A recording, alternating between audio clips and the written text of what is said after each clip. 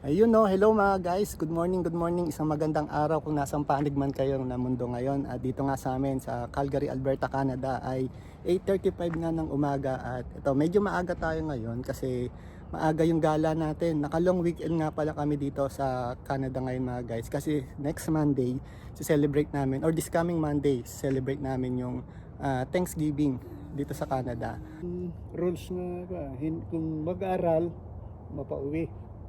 Ganyan. Eh, nasaan na po ba yung apo niya ay? Sa malapit sa McMurray.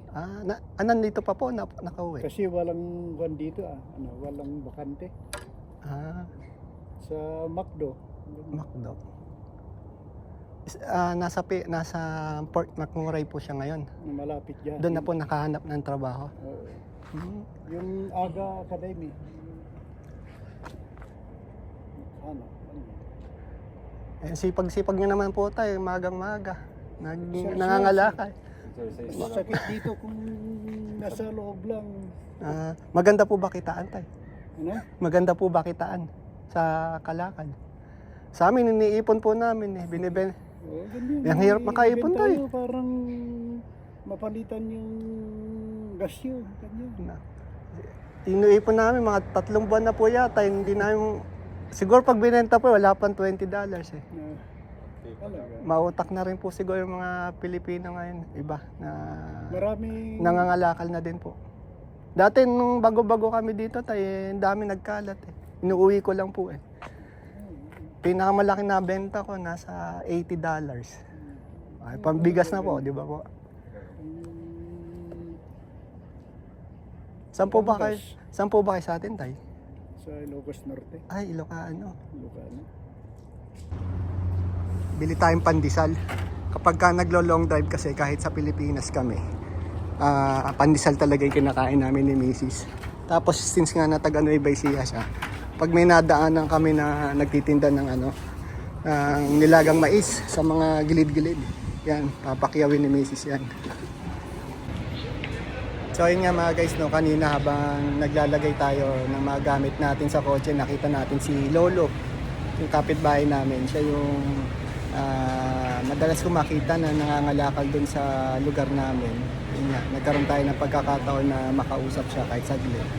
At ayun, nakakatuwa lang kasi sa edad niya na 80, ay gumagawa pa siya ng mga ganung bagay.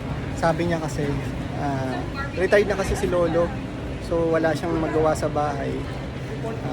Ayun, yun yung libangan na lang niya, yung pangangalakal. Nalilibang na daw siya, kumikita pa. Kaya yun, nakakatuwa lang yung kanyang istorya. Nakita nyo naman, sa edad niyang 80, nakakapag-bisikleta pa siya. Kung saan sampay nakakarating guys. Sana umabot din tayo sa ganong edad. So, hanapin natin yung kanilang classic pandesal. So, eto, 12 pieces for $4.99 na. Bali, $5. Tapos, may binilin sa amin yung ating mga kapamilya. Gusto daw nila ng ensaymada. Kaya, hanap din tayo. So, ito, ganitong klaseng ensaymada yung gusto nila. Isang ganitong flavor, yung parang normal, tsaka isang ube. So, yun nga, after nito, doon naman tayo sa sa parang food section nila. Tingin tayo ng pansit, palaman sa pandesal. So, yun yung pansit. Parang nauna na yata si Mrs. Bumili na siya. Tingnan natin dito. So, dear pansit yan? Pansit? Pansit. Yan, palaman namin yan mamaya sa pandesal. Pandesal. Yeah. So, yun, okay na kami. Good to go na. Alis na kami. Yeah. So, yun, okay na. Good to go na kami. At dire-diretso na yung biyahe namin. Hindi na kami hihinto-hinto. Dear, dito tayo sa kabila. So, yun, kita-kita na lang. Samahan niya kami sa aming biyahe pa Banff at Lake Louise. Say hi. Hi to the vlog!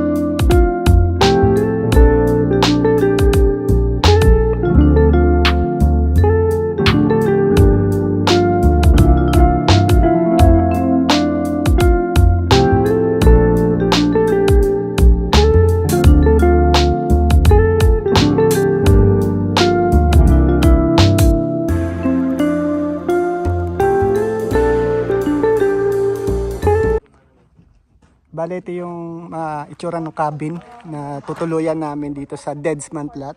Bali, dito kami mag-celebrate. Actually, post-celebration ng aming Thanksgiving, mga guys. So, ganyan siya kagaganda. Paratang nasa Canada.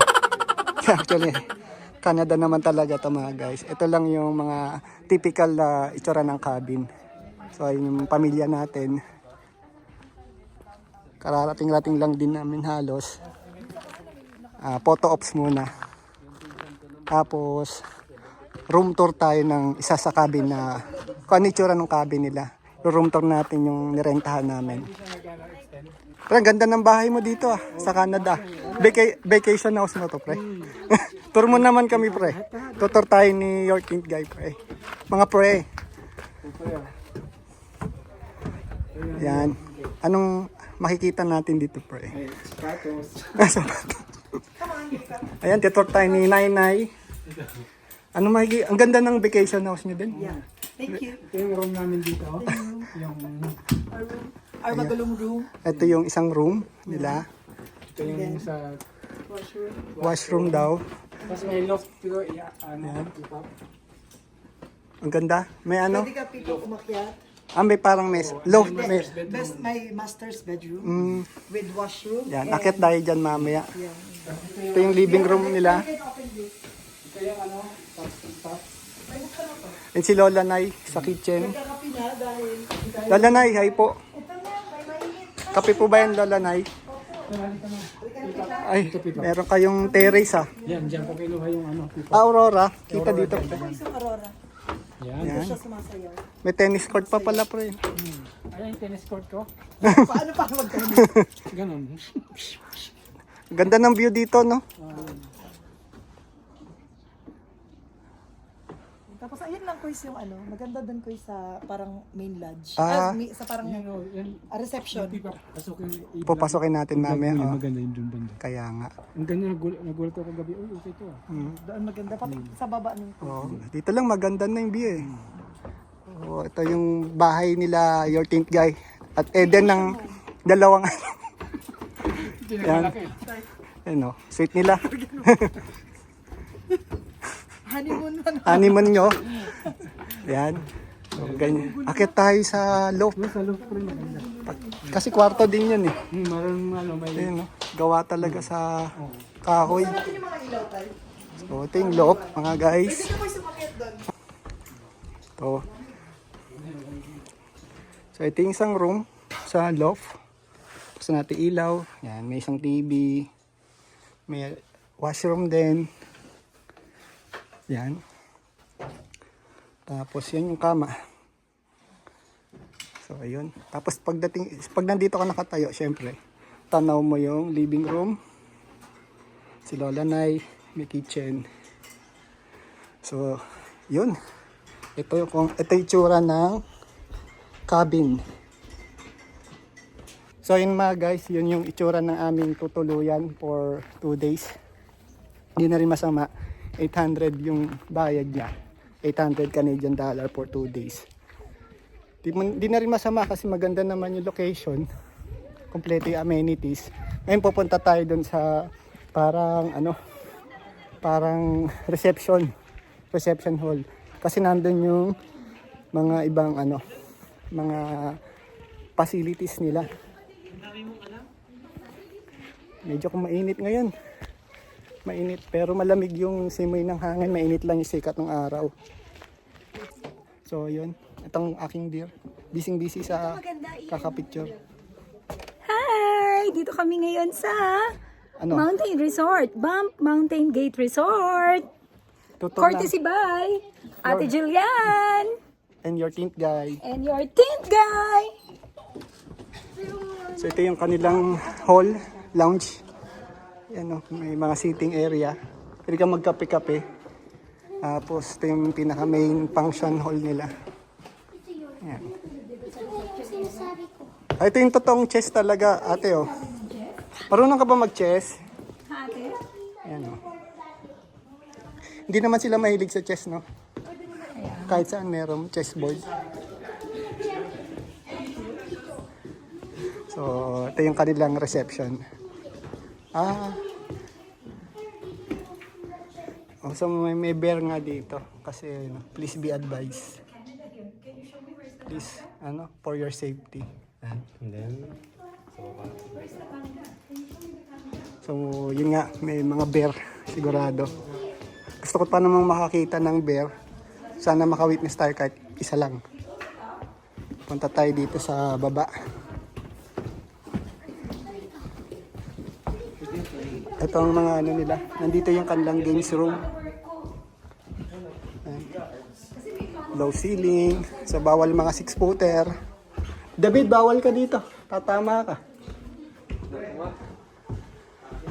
So, muna tayo. Chill ng konti. Chill muna tayo. Lalaro lang kami ng table tennis. Tagal-tagal na akong hindi nakalaro eh, pre. Sige.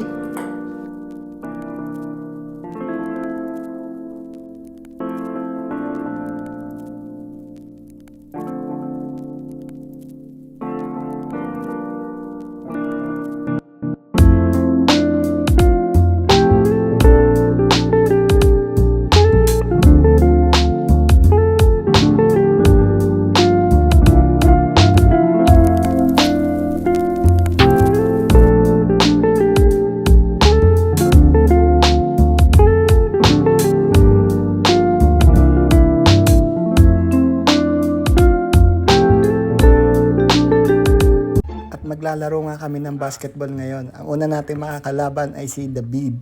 At yan nga, nakikita nyo, sobrang pagkaganda-ganda ng half court dito. Ganda ng view. David, tumira, pasok!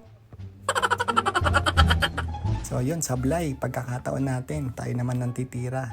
Bali, subukan natin tumira ng 3. Uy, ligwak. Sablay talaga. David uli, susubok ng 3. Ayun, wala. Mukhang kinakalawang. Tinatawanan lang siya ni Rona. Tagapulot tayo ng bola ngayon.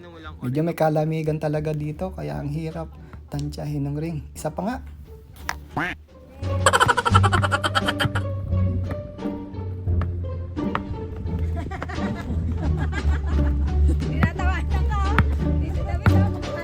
Ayaw niya ng malayo. Subukan natin ng super layup. Ayun, pasok.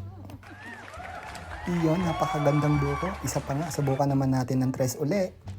Ay, sablay na naman. Ano ba yan? Ang hilig kasi sa 3. Iyon, rebound by David. Mukhang kakana ng 2 stop. Patay, pasok. Iyon, bola uli niya.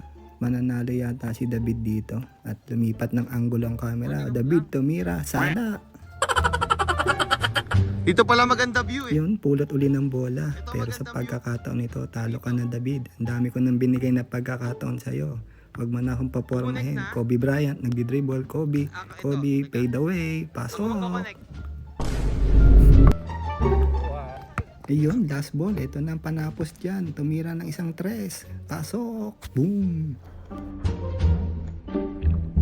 Anong nangyari? Natsambahan nga natin si David at ngayon ang kalaban naman natin ay si Jed. Mukhang may tulog tayo dito kay Jed Kailangan dito depensang malalinta at ayun nga bola niya. Jed, nag-dribble, spin move, tumira. Pasok ba yan? Wait, sablay. Yun, buti na lang. Sablay, rebound by Kobe. Kobe, nagdi-dribble. Kobe, nag-aantay ng bantay. Tumira ng 2. Pasok.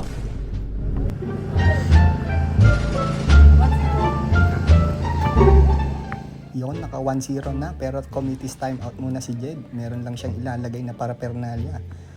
Madaliin na natin to. Subukan uli natin kumana ng 1-2. Pasok ba? Naku po, sablay.